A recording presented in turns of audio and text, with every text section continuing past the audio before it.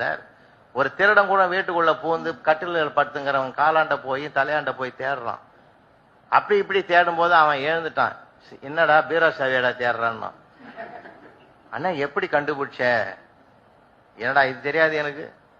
சரி சரி, தொழிலுக்கு புதுசா சர்வீஸ் உண்டானா? இல்ல இல்ல, இன்னைக்கு தானே இந்த ஆரம்பிச்சேன் அந்த வேலையா. அதான் நான் பார்த்தேன். இல்லைன்னா ஒரு ஆம்பளை கிட்ட வந்து தேடுவியாடா சாவிய? பைத்தியக்காரா, அதை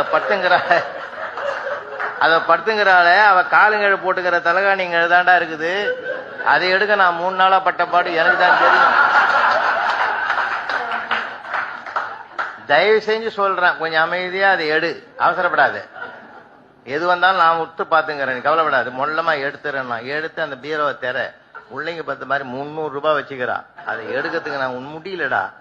ஏதோ எடுத்துக்கோ, கஷ்டப்பட்டவன் 200 வச்சுக்கோ, எனக்கு ஒரு 100 ரூபாய் கொடுத்து. அவன் போய் பீரோவை தேர்ந்து கஷ்டப்பட்டு எடுத்துட்டு போகும்போது அவன் அழறான். நான் வெளியில கஷ்டப்படுறேன், நீ வீட்டுக்குள்ளே கஷ்டப்படுற. நான் இல்லாத கஷ்டப்படுறேன், நீ வச்சிருந்தே கஷ்டப்படுற. ஆட போடா, நான் இன்னொரு வீட்டுல கூட எடுத்துக்குவேன், ஒன்னால அது முடியாது. இந்த 300 நீயே வச்சுக்காண்டு. எப்படின்னா ஒரு ஆம்பளை கஷ்டம் இன்னொரு ஆம்பளைக்கு தாண்டா. சரி, download ShareChat.